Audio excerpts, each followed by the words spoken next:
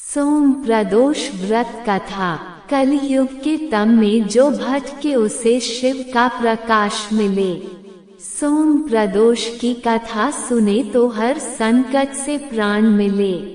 जो शिव कृपा का अभिलाषी है वो इस कथा को सुने, जो नहीं सुनेगा वह मोहमाया के जाल में फंसा रहेगा। हर हर महादेव, जय भोलेनाथ। कलयुग में पाप बढ़ते जा रहे हैं। अधर्म और अज्ञान के कारण मनुष्य का जीवन संकटों से घिरता जा रहा है। दुख, दरिद्रता, रोग और अशांति ने हर मनुष्य को घेर रखा है, परंतु भगवान शिव की कृपा से हर विपत्ति का समाधान संभव है। सोम प्रदोष व्रत और इसकी कथा को सुनने से न केवल समस्त पापों का नाश होता है बल्कि पुण्य और मोक्ष की भी प्राप्ति होती है। भगवान शिव जो त्रिलोकेश्वर है, जिनका केवल स्मरण ही संकटों को हरने के लिए पर्याप्त है, उनकी आराधना से कलयुग के तमस से मुक्ति मिलती है।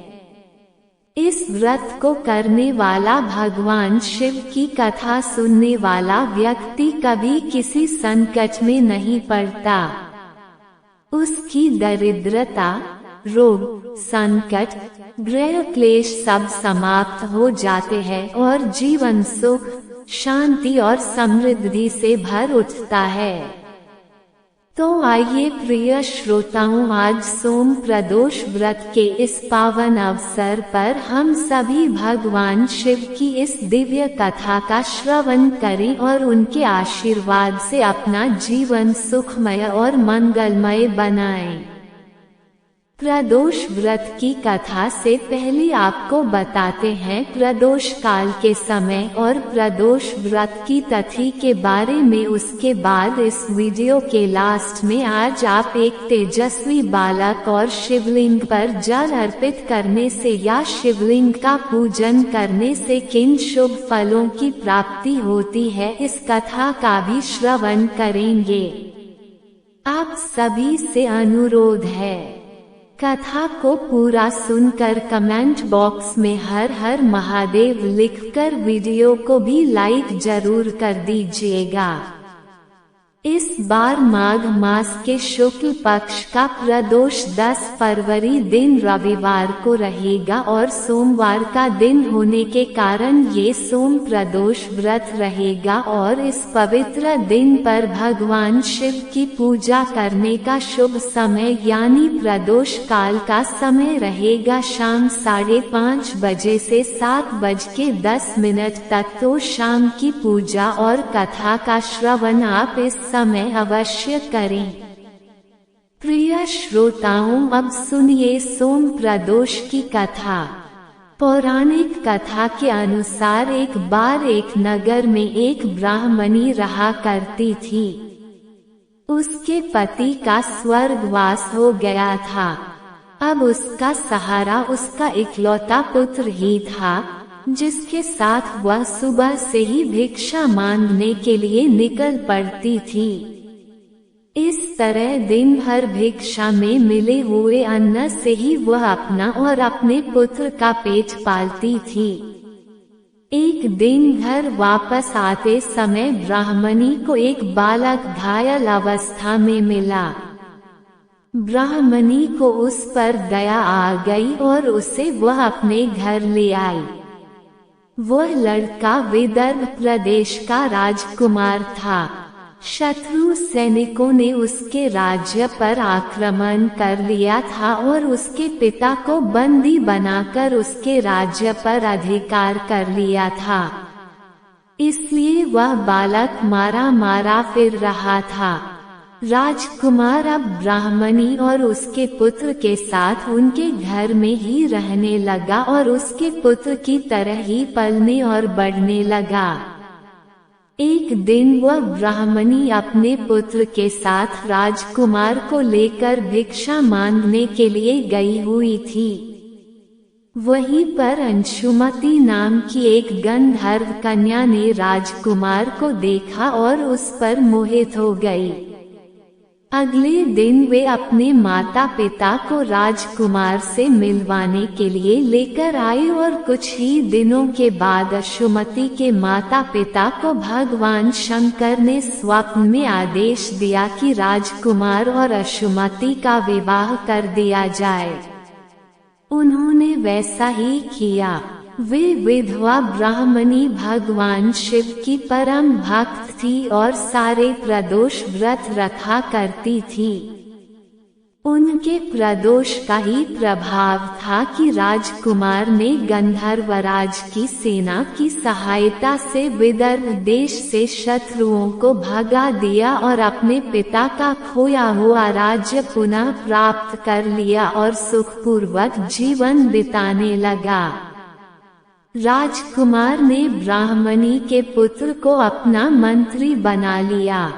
ब्राह्मणी के प्रदोष व्रत के कारण भगवान शंकर की कृपा से जैसे राजकुमार और ब्राह्मणी पुत्र के दिन सुधर गए, वैसे ही भगवान शंकर अपने हर भक्तों पर कृपा बनाए रखते हैं और सबके दिन संवारते हैं।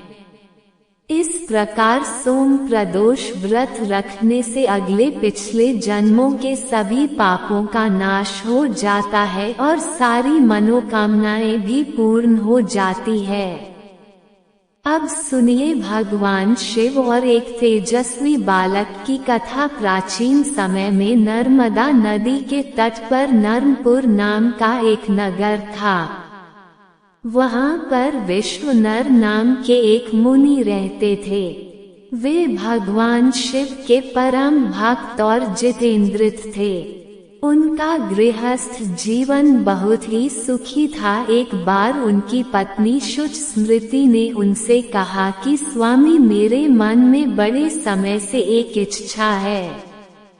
तब मुनीश्वर बोले, ऐसी क्या इच्छा है जो तुम्हें इतने समय तक अपने हृदय में दबा कर रखनी पड़ी? निसंकोच होकर कहो। तब देवी शुच स्मृति बोली कि हे देव, मैं आपसे भगवान महेश्वर जैसा एक तेजस्वी पुत्र चाहती हूँ। कृपा कर आप मेरी शिक्षा को पूर्ण कीजिए। पत्नी की बात सुनकर विश्वानर क्षण भर के लिए स्तब्ध हो गई।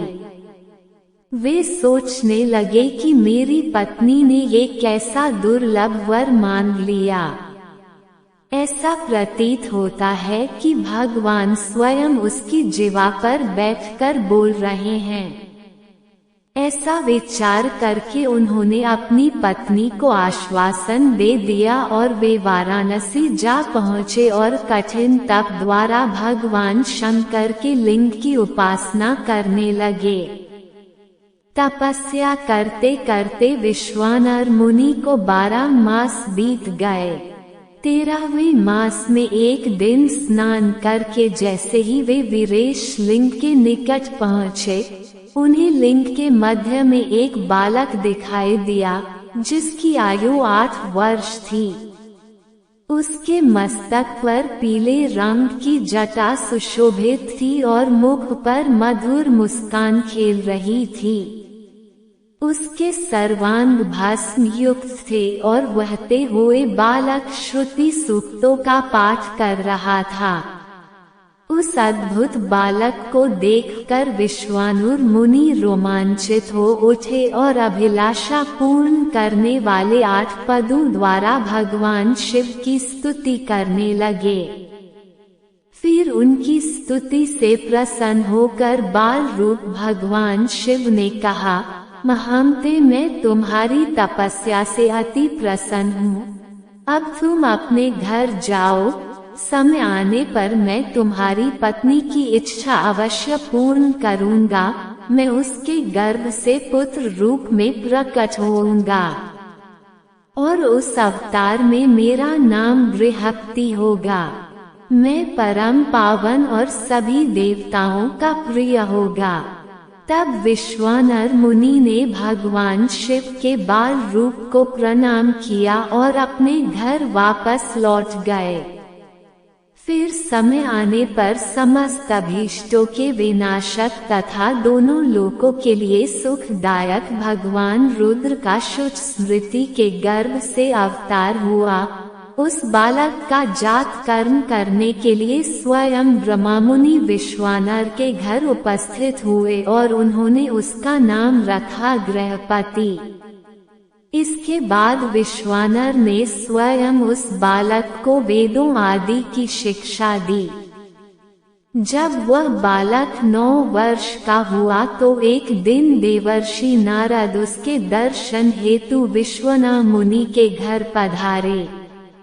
मुनि विश्वना ने उनका हृदय से सत्कार कर तब देवर्षि नारद ने कहा, हे मुनि, तुम्हारा ये पुत्र तो बहुत ही भाग्यशाली है, किंतु एक आशंका मुझे व्यतीत किए हुए हैं।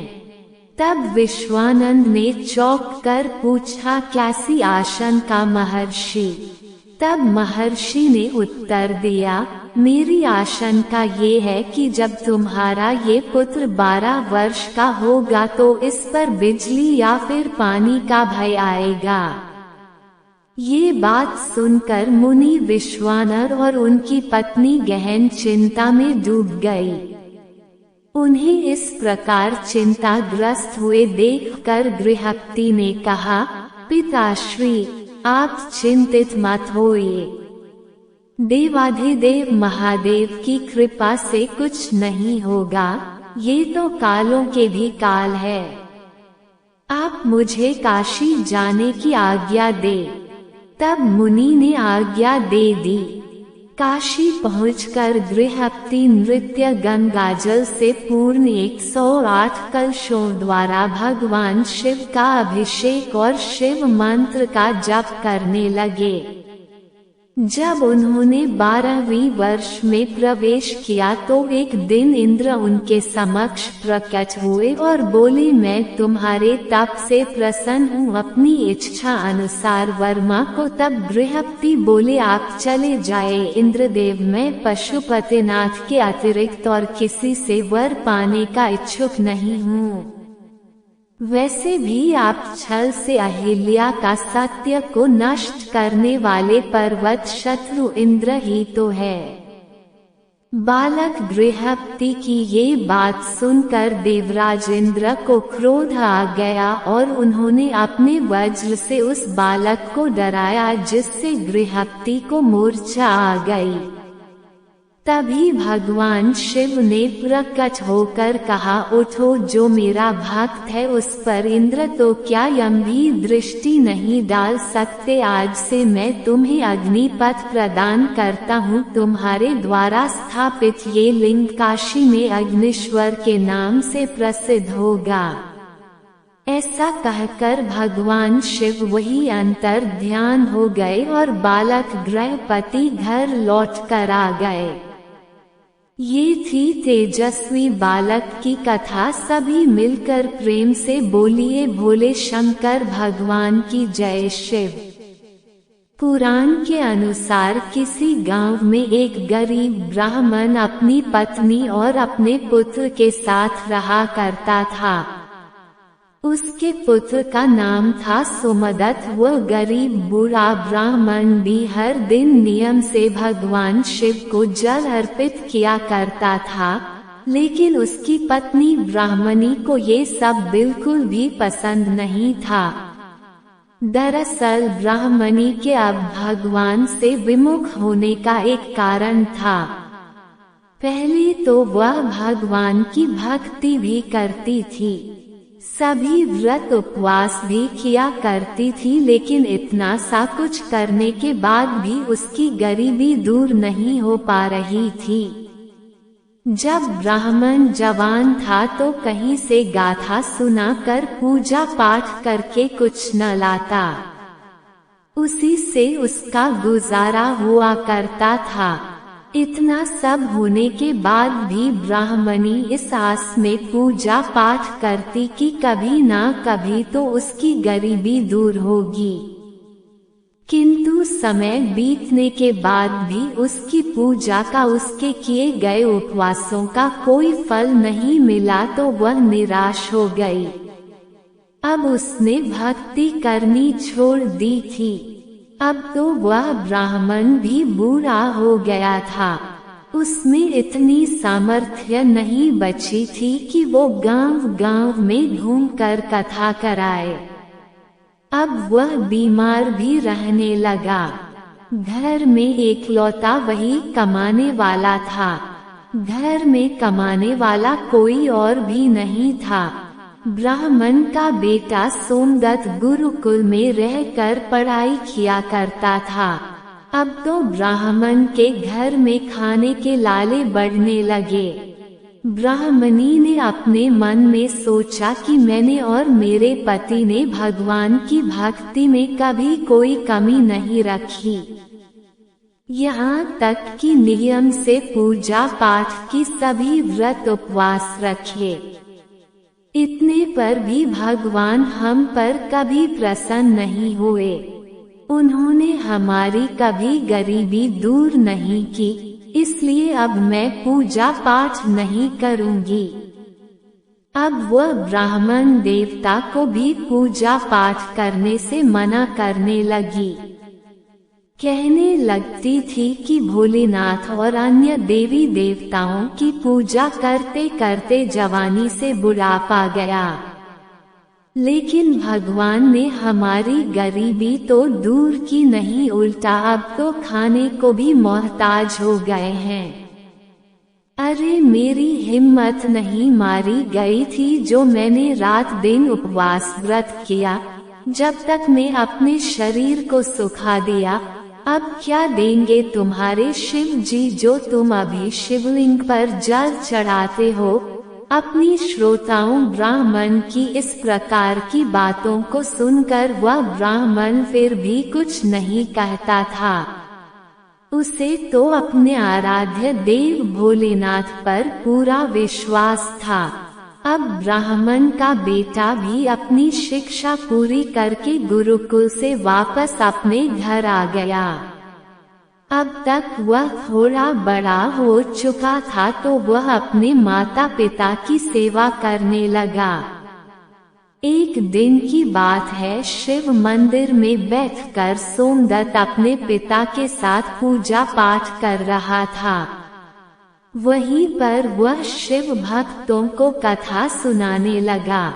सोमदत्त कहने लगा कि जो भी भक्त भगवान शिव की कथा को सुनते हैं उनके मन में जो भी कामना रहती है भोलेनाथ उनकी वह कामना अवश्य पूरी करते हैं। सोमदत्त की ये बातें मंदिर में पूजा करने आए उसी राज्य के एक राजा ने सुन ली। उसे सोमदत्त की ये बात बहुत ही अच्छी लगी और उसने सोमदत्त को अपने ही राजकुमारी को कथा सुनाने के लिए नौकरी पर रख लिया। अब तो सोमदत्त हर दिन राजकुमारी को कथा सुनाने जाया करता था। वहाँ से दक्षिणा में जो भी मिलता उससे ही वह अपने परिवार का पालन पोषण करने लगा। अब धीरे धीरे उनके घर में धन आने लगा, लेकिन अब भी ब्राह्मणी खुश नहीं थी। ब्राह्मणी ने कहा कि मुझे अपने बालक के भविष्य की चिंता है। हमारा तो जीवन जैसे तैसे कट गया, लेकिन मेरे बेटे का जीवन अभी बाकी है। हमारे पास इतना धन नहीं कि उसके काम आ सके और हमारे मरने के बाद उसका क्या होगा। हमारी भक्ति पूजा पाठ का फल लगता है, अब तो कभी नहीं मिलने वाला है। क्या भोलेनाथ को मेरा दुख दिखाई नहीं देता? मेरा पुत्र राजा के घर से जो कुछ भी लेकर आता है माना कि उससे हमारे पूरे परिवार का गुजर बसर हो जाता है। किसी तरह पेट भर जाता है, किंतु और भी तो आवश्यकता है, वह भला कैसे पूरी होंगी। भगवान ने क्या अपनी आंखें हमारी तरफ से बंद कर रखी है क्या? मेरे पुत्र को हमारी ही तरह गरीबी में रहकर जीवन बिताना होगा। ब्राह्मण और ब्राह्मण की ये करुण पुकार जब कैलाश पर्वत पर विराजमान माता पार्वती ने सुनी तो उन्होंने भोलेनाथ से कहा, हे देव के देव महादेव, आप तो अंतर्यामी है, आप इन दोनों की परीक्षा क्यों ले रहे हैं प्रभु? ये ब्राह्मण तो आपका परम भक्त है, आप उसके दुखों का नाश कीजिए प्रभु, नहीं तो ये ब्राह्मण कहीं आपकी पूजा करना बंद ना कर दे और कहीं उसके मन में आपके प्रति विश्वास ही समाप्त ना हो जाए, तब तो फिर कोई भी आपकी पूजा नहीं किया करेगा। माता पार्वती की इस प्रकार की बातों को सुनकर भोलेनाथ ने कहा, देवी आप बिल्कुल भी चिंता ना करें, मैंने तो उनके भाग्योदय का बीज पहले ही बोल दिया है। अब हम दोनों को साथ में लक्ष्मी जी और विष्णु जी को लेकर इस ब्राह्मण के घर जाने का समय आ गया है। मेरी कृपा के साथ ही वह ब्राह्मण दंपति भगवान विष्णु और माता लक्ष्मी जी के भी कृपा पात्र है। उन दोनों पति पत्नी ने हम दोनों की पूजा एक साथ की है। हे देवी, अब पृथ्वी लोक पर जाकर हमें शिव लीला करनी है। ऐसा कहकर भगवान शिव तुरंत ही माता पार्वती जी के साथ नंदी पर सवार होकर वैकुंठ लोक में जाते हैं, जहाँ पर दयानिधि भगवान विष्णु शेषनाग की शैया पर विराजमान थे और माता लक्ष्मी उनके चरण दबा रही थी। तब भगवान शिव ने श्री विष्णु जी से पृथ्वी लोक पर चलने के लिए कहा। भगवान विष्णु कहने लगे, हे देवी आप भी हमारे साथ चलिए, हमारे भक्त का बुलावा आ गया है। अब क्या था, चारों देवी देवता साधु और साध्वी का वेश धारण करके पृथ्वी पर उन ब्राह्मण के घर पहुंचकर अलग चकाने लगे और कहने लगे, अलख निरंजन अलग निरंजन। घर में से वह बूढ़ा ब्राह्मण निकला और उसने देखा कि उसके द्वार पर साधु साध्वी खड़े हैं, तो उसने उन सबको प्रणाम किया। तब भगवान शिव और भगवान विष्णु कहने लगे, हे ब्राह्मण देवता, आज रात में हम आपके घर पर विश्राम करना चाहते हैं। तब ब्रह्मण पुत्र सोमदत्त ने अतिथि देवो भव ऐसा विचार करके कहा, महाराज मेरे घर में दक्षिणा में मिले दाल भात आदि से ही हम तीनों के भोजन की पूर्ति होती है, उसी से हमारा पेट भरता है, इसलिए मैं एक समय के भोजन की ही व्यवस्था कर सकता हूँ। साधु ने उस ब्राह्मण को एक बर्तन देकर कहा कि आज वो दाल भात इस बर्तन में बनाओ, तो हम सबका दोनों समय का भोजन बन जाया करेगा। इस प्रकार उस बर्तन में बने भोजन से दोनों समय के भोजन की पूर्ति हो गई। इतना भोजन बना कि दोनों समय का भोजन सबने पेट भर कर खाया। अगले दिन प्रातःकाल सोमदत्त जाने लगा तो साधु रूपी भगवान शिव ने पूछा, पुत्र तुम कहाँ जा रहे हो? सोमदत्त कहने लगा, हे साधु महाराज, मैं राजकुमारी को कथा सुनाने जा रहा हूँ, ये मेरा नित्य का नियम है। तब साधु ने कहा, तुम कथा सुनाने के बाद राजकुमारी से पूछना कि तुम किस इच्छा की पूर्ति के लिए कथाएं सुनती हो। अब सोमदत्त राजकुमारी को कथा सुनाने के बाद उससे वही प्रश्न पूछता है। ये राजकुमारी, मैं तुम्हें नित्य कथाएं सुनाता हूँ, लेकिन ये बताए कि आप इन कथाओं को किस लिए सुनती हो। तब राजकुमारी कहने लगी, हे ब्राह्मण पुत्र, मैं इस इच्छा से कथा सुनती हूँ कि मुझे ऐसा वर मिले जिसकी चर्चा सभी के मुंह पर हो।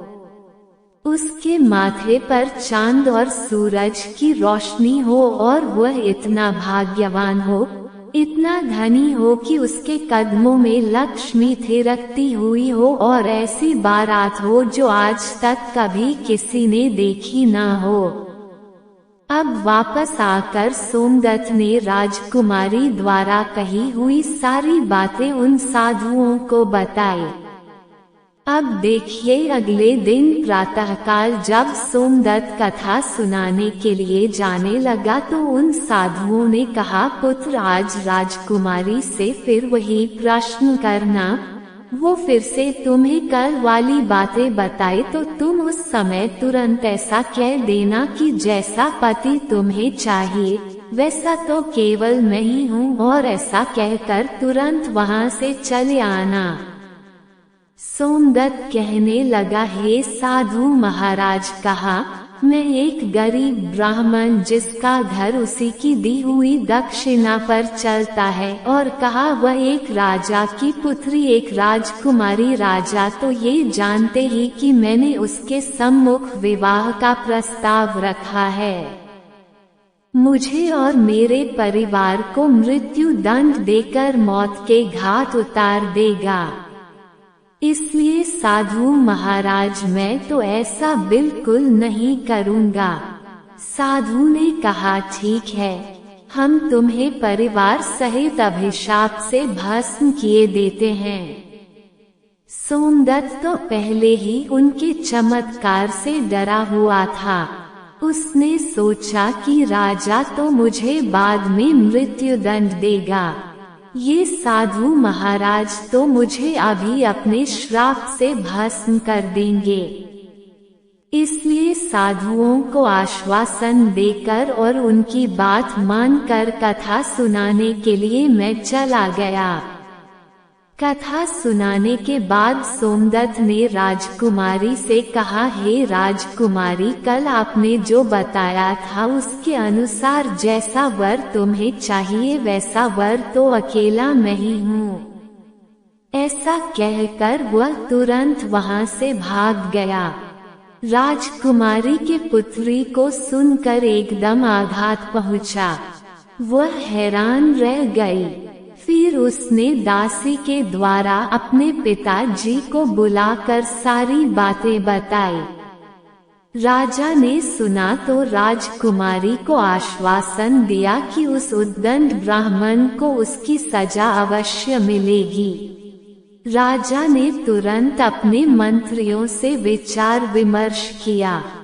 फिर एक मंत्री ने कहा कि महाराज, उसने अपराध तो फांसी दिया जाने वाला किया है, किंतु वह है तो एक ब्राह्मण, उसे फांसी देने पर आपको ब्राह्मण हत्या का पाप लगेगा। कुछ ऐसा किया जाए कि वह दंडित भी हो जाए और आपको ब्राह्मण हत्या का पाप भी ना लगे। तब काफी देर विचार विमर्श करने के बाद तय किया गया कि विवाह का निमंत्रण पत्र कुछ शर्तों के साथ भिजवाया जाए। राजा ने शर्तों वाला निमंत्रण पत्र लिखवाकर अपने सेवक के हाथ सोमदत्त के पिता के पास भिजवा दिया। उधर सोमदत्त ने घर पहुंचकर साधुओं को बताया कि साधु महाराज, जब मैंने आपकी बताई हुई बातें राजकुमारी से कही तब तो वह सुनते ही क्रोधित हो गई। अब जल्दी ही फांसी का संदेश भी पहुंचने वाला होगा। लेकिन कुछ देर बाद ही राजा का नौकर निमंत्रण पत्र लेकर वहीं पहुंच गया। तब साधु ने नौकर को सम्मान सहित बिठाकर सोमदत्त को निमंत्रण पत्र पढ़कर सुनाने के लिए कहा। पत्र में इस प्रकार लिखा था कि हे ब्राह्मण पुत्र, हमें तुम्हारे विवाह का प्रस्ताव मंजूर है, किंतु कुछ हमारी भी शर्तें हैं। हमारे द्वारा सभी शर्तें पूरी करने पर हम अपनी कन्या का विवाह तुम्हारे साथ कर देंगे, और अगर तुमने शर्तें पूरी ना की तो तुम्हें परिवार से फांसी की सजा दी जाएगी। शर्त इस प्रकार है, पहली शर्त के अनुसार बारातियों के ठहरने वाले सभी बारात घर और बनाए गए सभी तंबू बारातियों से भरे होने चाहिए। कोई भी तंबू भी खाली नहीं रहना चाहिए। दूसरी शर्त, बारातियों के आतिथ्य सत्कार में बनाई गई सभी खाद्य सामग्री सभी प्रकार के पकवान उपयोग में आ जाने चाहिए, कुछ भी बचना नहीं चाहिए। तीसरी शर्त, ऐसी अद्भुत बारात आनी चाहिए जिसकी प्रशंसा हर व्यक्ति की जबान पर हो।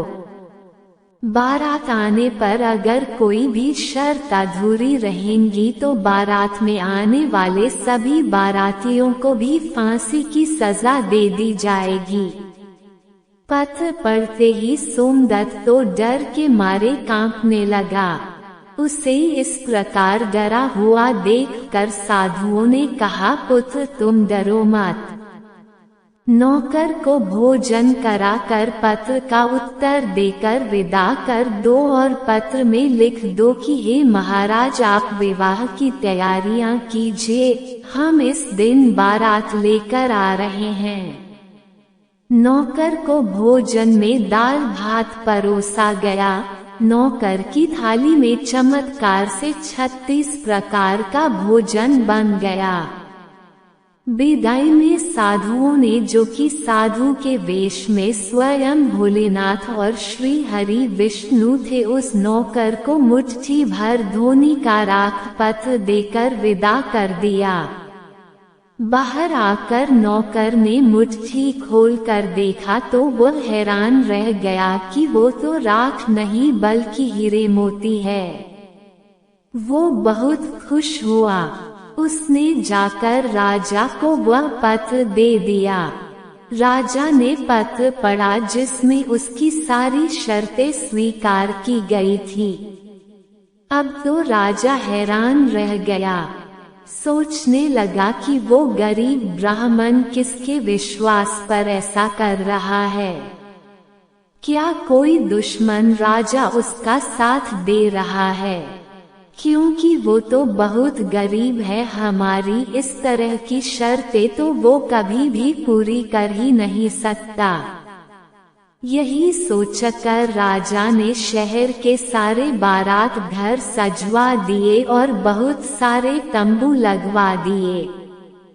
राजा को विश्वास था कि अधिक आदमी न आने के कारण वह हार जाएगा। उधर सोमदत्त अपनी बारात में चलने के लिए जिसे भी कहता वही उसे ये कहकर मना कर देता कि नहीं, तुम्हारा तो अंत समय नजदीक आ गया है और हम बारात में तुम्हारे साथ मरने के लिए भला क्यों जाए। ऐसी बात सुनकर वह बहुत परेशान हो गया। विवाह वाले दिन सोमदत्त को परेशान देखकर साधुओं ने कहा, पुत्र आज तुम्हारा विवाह है और तुम परेशान लग रहे हो, तैयार होकर चलो हमारे साथ। तुम किसी भी बात की चिंता मत करो, हम तुम्हारे साथ हैं। सोमदत्त ने कहा कि अब तो भाग्य में जो लिख दिया गया है वो होकर ही रहेगा। ऐसा सोचकर वह तैयार हुआ और साधुओं के साथ चल पड़ा। इधर भगवान शिव ने भी इस बारात में चलने के लिए सभी देवताओं को मनुष्य रूप में आमंत्रित कर दिया। भूत, प्रेत, पिशाच और अनेक गणों को भी विवाह में सम्मिलित कर लिया, जिसके कारण सभी बारात घर और लगाए गए तंबू देखते ही देखते खचाखच भर गए। इसके बाद भी कुछ बाराती बिना तंबू के रह गए। अब राजा के पास सूचना भिजवाई गई कि बारातियों के ठहरने का और प्रबंध कराया जाए। राजा ने सुना तो सुनकर हैरान रह गया। अब उसने सोचा है कि कहां से इतने बना दिया गए हैं। चलकर देखना चाहिए कि वास्तव में है क्या बात। फिर क्या था, राजा तुरंत वहां पहुंचा। राजा को आया देखकर भगवान शिव ने शुक्र और शनि जी को बच्चे के रूप में बनाकर भूख के कारण रुला दिया। राजा ने 2 छोटे बालकों को रोते हुए देखा तो पूछा कि ये बालक क्यों रो रहे हैं। साधु बने शिवजी ने कहा कि महाराज, इन्हें बहुत जोर से भूख लगी है। अब राजा ने उन बच्चों को भोजन कराने के लिए भेज दिया। कुछ समय के बाद राजा के कर्मचारी ने आकर बताया कि महाराज, ये दोनों बालक तो सारा का सारा भोजन खा गए और फिर भी भूख भूख से चिल्ला रहे हैं और रो रहे हैं। ये बात सुनते ही राजा तो बड़ा परेशान हुआ। अब उसने अपना घमंड त्याग कर उन साधुओं के सामने नतमस्तक होकर कहा, हे साधु महाराज, अब तो मेरी इलाज आपके हाथ में है। साधुओं ने कहा, महाराज कोई बात नहीं, सब कुछ ठीक हो जाएगा। तुम घर जाकर बारात की अगवानी की तैयारी करो। तुम बारात के स्वागत की तैयारी धूमधाम से करो। राजा ने शहर को बहुत ही सुंदर तरीके से सजाया। जगह जगह झालरों से पूरा शहर एक दुल्हन की तरह जगमग करने लगा। सोमदत्त भी विवाह की पोशाक में एक राजकुमार की तरह बहुत सुंदर दिखाई दे रहा था। शाम के समय उसे एक सुंदर देव रथ में बिठाया गया। रथ के आगे नगाड़े और ढोल वाले झूम रहे थे, नाच रहे थे। दूल्हे के मस्तक पर चेहरे को चांद और सूरज से सजाया गया था। बाराती हाथों में मुद्राएं लेकर एक दूसरे पर न्योछावर करके इधर उधर उड़ा रहे थे।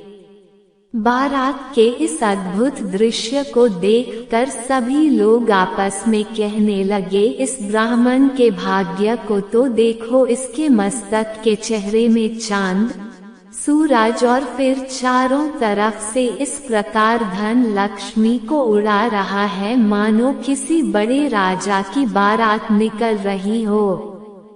ऐसी बारात तो हमने अपने जीवन में कभी नहीं देखी और न ही कभी आगे देखने की उम्मीद है। ये तो भाग्य का बड़ा धनी है। प्रजा के मुंह से इस प्रकार की बातों को सुनकर के माता पार्वती ने भगवान शिव से कहा, प्रभु आप जिस पर कृपा करते हैं उसके लिए तो अन्न धन के भंडार खोल देते हैं। भोलेनाथ ने कहा, हे देवी, जो भक्त मेरी पूरी श्रद्धा भक्ति से पूजा करते हैं, मुझ पर अटूट विश्वास करते हैं, मैं उन्हें उनकी पूजा का फल अवश्य देता हूँ। उन्हें दुख तभी तक झेलना पड़ता है जब तक मैं चाहता हूँ। ये थी आज की कथा। उम्मीद है आपको वीडियो पसंद आई होगी। बोलिए माता पार्वती की जय। कल फिर मिलते हैं एक नई वीडियो के साथ, तब तक राधे राधे।